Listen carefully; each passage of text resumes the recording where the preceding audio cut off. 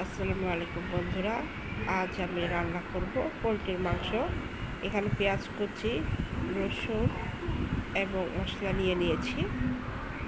এখানে আমি পেঁয়াজ, রসুন, আদা, গোলমরিচ পেস্ট করে নিয়েছি। এখানে দেখতে পাচ্ছেন তেল দিয়ে নিলাম।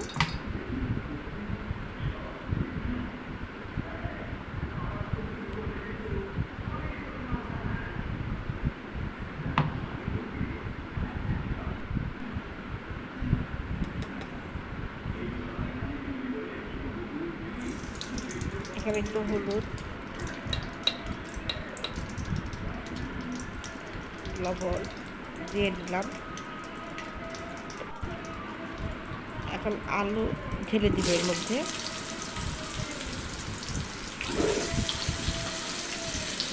আলুটা একটু ভেজে নিতে হবে।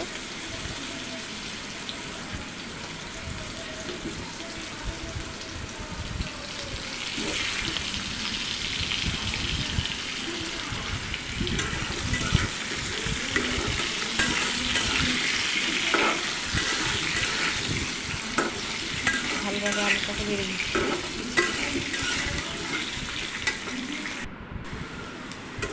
দেখতে পাচ্ছেন আলুটা বেশ ভাজা ভাজা হয়ে গিয়েছে। আর একটু নেড়ে চেড়ে দিচ্ছি। আলু আমি উঠিয়ে নিলাম। এখন কড়াইয়ের মধ্যে আমি আরও কিছু তেল যোগ করে দিব।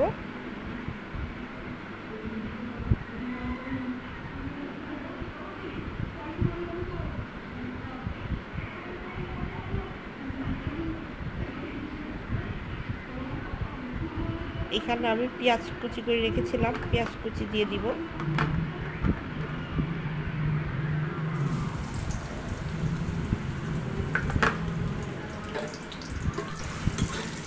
পেঁয়াজটাকে ভালোভাবে নেড়ে নিতে হবে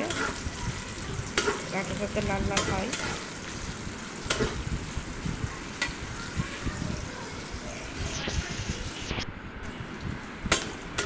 দেখতে পাচ্ছেন বন্ধুরা, পেঁয়াজটা বেশ নরম হয়ে আসছে।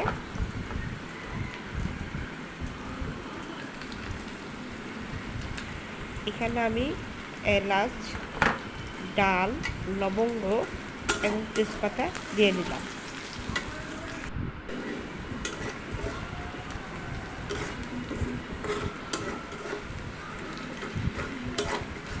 এটাকে ভালো করে নেড়ে চেড়ে দিতে হবে। এখন আমি এর মধ্যে দিয়ে দিব আগে থেকে আদা, রসুন, পেঁয়াজ, গোলমরিচ, শুকনো মরিচ আমি পেস্ট করেছি। আপনার চাইলে বেটেও নিতে পারেন। দিয়ে দিলাম আমি। এটাকে ভালো করে কষাতে হবে। চাল রাখতে হবে মশলা যেন পুড়ে না যায়। চুলার চালটা একদম লো আঁচে রাখতে হবে এবং এটাকে বারবার নাড়তে হবে।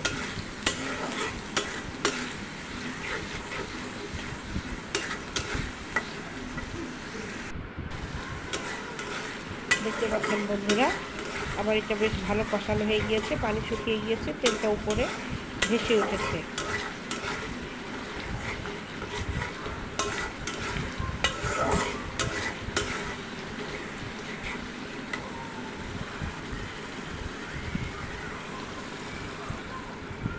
এর মধ্যে একটু সামান্য পানি অ্যাড করে দিব যাতে মশলাটা না পুড়ে যায়।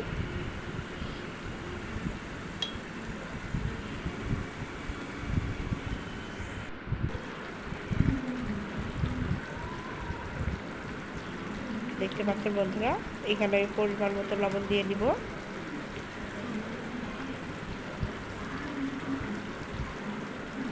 আপনাদের টেস্ট অনুযায়ী আপনারা দিতে পারবেন। এখানে হলুদ 1 টেবিল চামচ, ধনিয়ার গুঁড়া 2 টেবিল চামচ,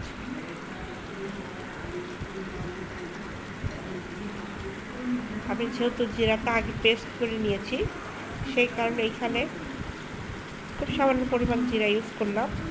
এখন দিয়ে দিব মরিচের গুঁড়া।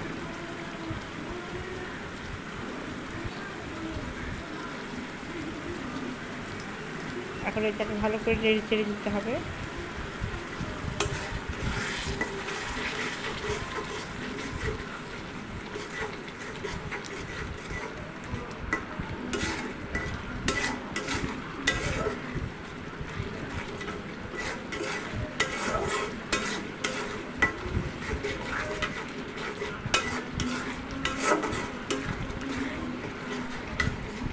দেখতে পাচ্ছেন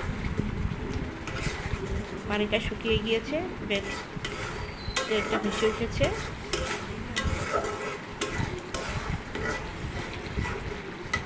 এর মধ্যে আমি দিয়ে দিব টমেটো কুচি। এটা আপনাদের পছন্দ অনুযায়ী দিতে পারেন, না দিলেও সমস্যা নেই। তবে ঝোলটা ভালো হওয়ার জন্য আমি এটা দিয়েছি এবং খুব টেস্টি হয়।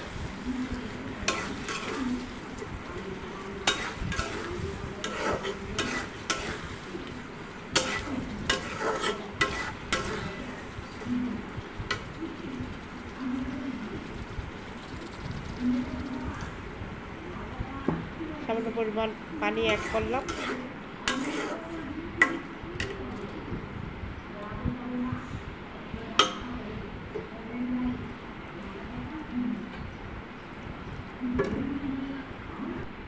কিছু সময়ের জন্য ঢেকে দিব। কিছু সময় পর এসে ঢাকনাটা উঠিয়ে দিলাম। দেখতে পাচ্ছেন বন্ধুরা, তেলটা উপরে ভেসে আসছে, তার মানে এখানে একটু পানি নেই এবং টমেটোটাও বেশ সিদ্ধ হয়ে গিয়েছে। এটাকে ভালো করে নেড়ে ছেড়ে দিবেন যাতে নিচে পুড়ে না যায়। এবং এর মধ্যে এখন দিয়ে নিচ্ছি আগে থেকে কেটে ধুয়ে রাখা পোলট্রির মাংস।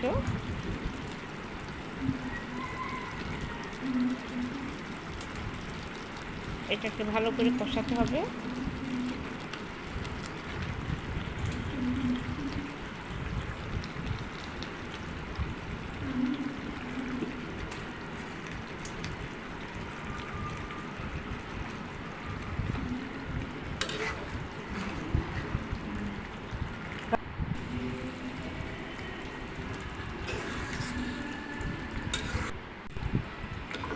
ভালো করে কষিয়ে নিচ্ছি।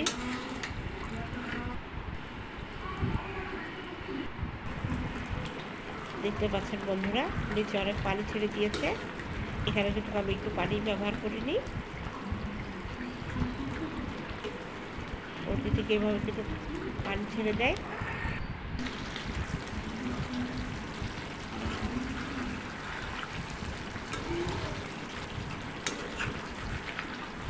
দেখতে পাচ্ছেন হালকা বেশ শুকিয়ে আসছে। দেখতে পাচ্ছেন বন্ধুরা, পানিটা বেশ শুকিয়ে গিয়েছে। এখন আমি এর সাথে দিচ্ছি আলু।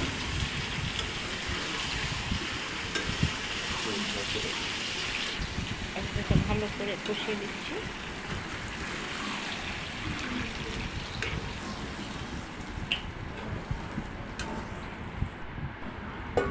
এর পরিমাণ মতো পানি দিয়ে দিলাম এটাকে সিদ্ধ করার জন্য।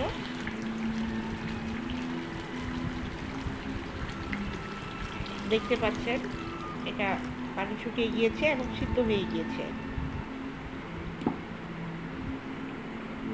এখন এখানে আমি ঝোলের পানি দিয়ে দিচ্ছি।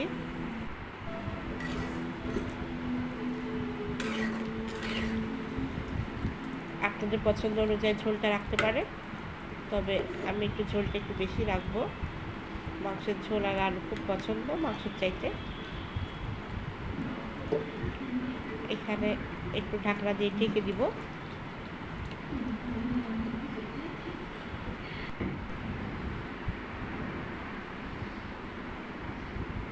দেখতে পাচ্ছেন মাংসটা আমার হয়ে গিয়েছে। এভাবে আপনারা ট্রাই করতে পারেন। আসসালাম।